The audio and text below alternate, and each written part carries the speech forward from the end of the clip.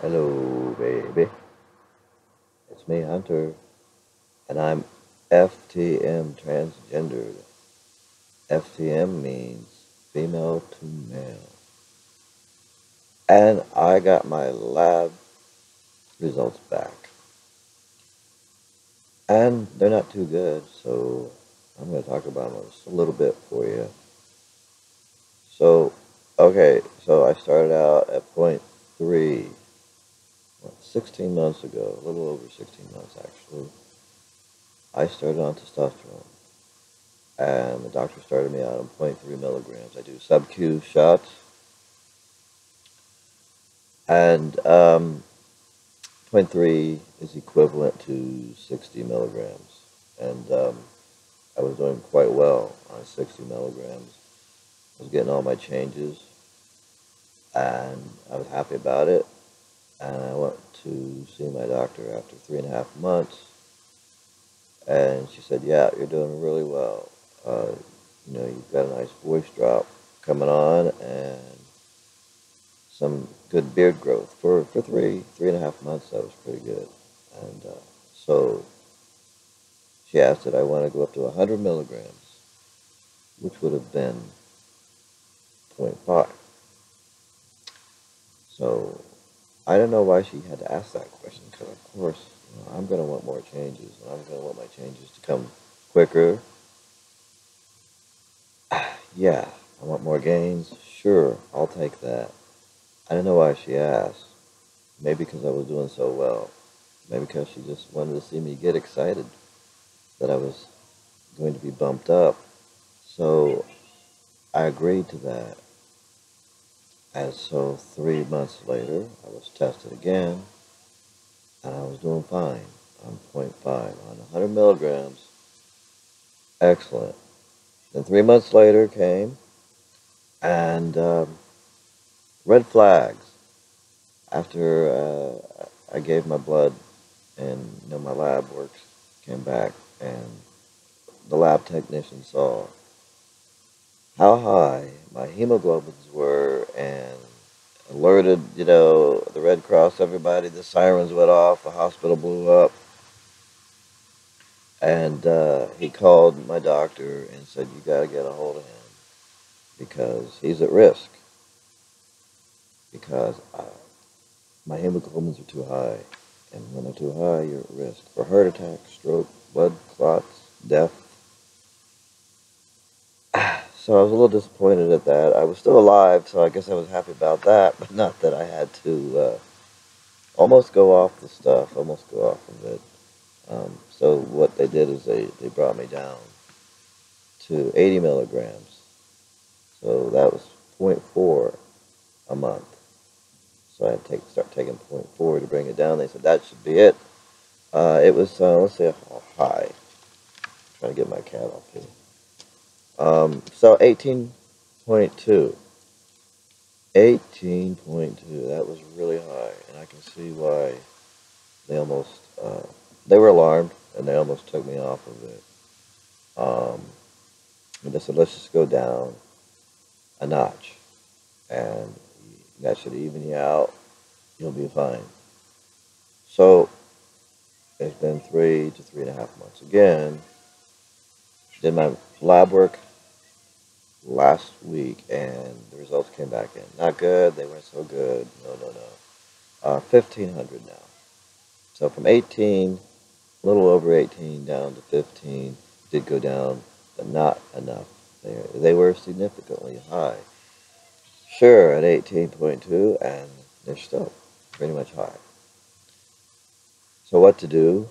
So I'm thinking, oh God, what are they going to do? Take me off of it? And no, they didn't, because they're that kind. They didn't take me off of it. I guess they didn't want me to go suicidal or something. But so they said, "Let's try this.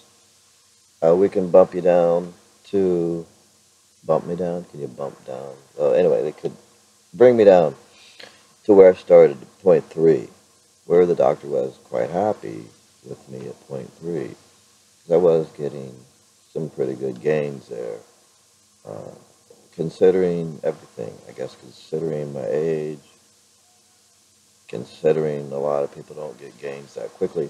I don't know. I don't know. Maybe a lot. Yeah, a lot. They get them, but maybe not as fast, and some maybe get them just as fast or quicker. Don't know there. But either way, she was satisfied with me being on point three, where I wasn't. I wasn't. I thought, well, if I can go up higher, bring me up, baby, bring me up. That's what I want. I want the changes fast. I've waited this long. I can't wait any longer. That was my attitude. Even when I took my first shot, yeah, that's what Aaron watched me take it. He said, you just couldn't get that stuff in you fast enough. And I said, oh, really? He said, that's what it looked like. And I said, yeah, that's how it felt. Um, so, yeah, they're too high. And I've set up an appointment to donate blood, which I really, really suck at, by the way. I do suck at giving blood.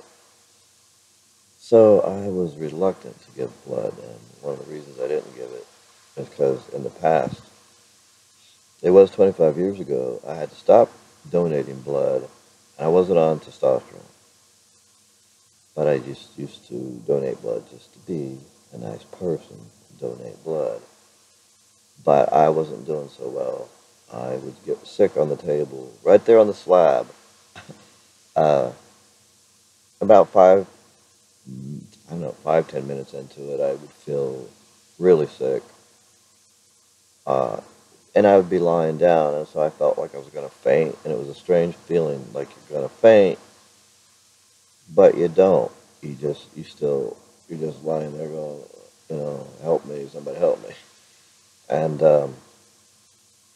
last time I tried to give blood, they had to get me off the table, set me up, and tell me to um, breathe into a paper bag because they thought I was going to die. Now, I didn't know you could die as you were given blood. I had no idea. And I don't think they said that they thought I was going to die, but they sure acted like I thought I was going to. And they told me, you just can't give blood. Maybe not try it again. But now it's a different story. Um, I want to try to give blood again because I need to be on testosterone. And I don't want to be brought down. I don't want to be taken off of it. And I don't want it turning into estrogen either. I don't need my levels too high.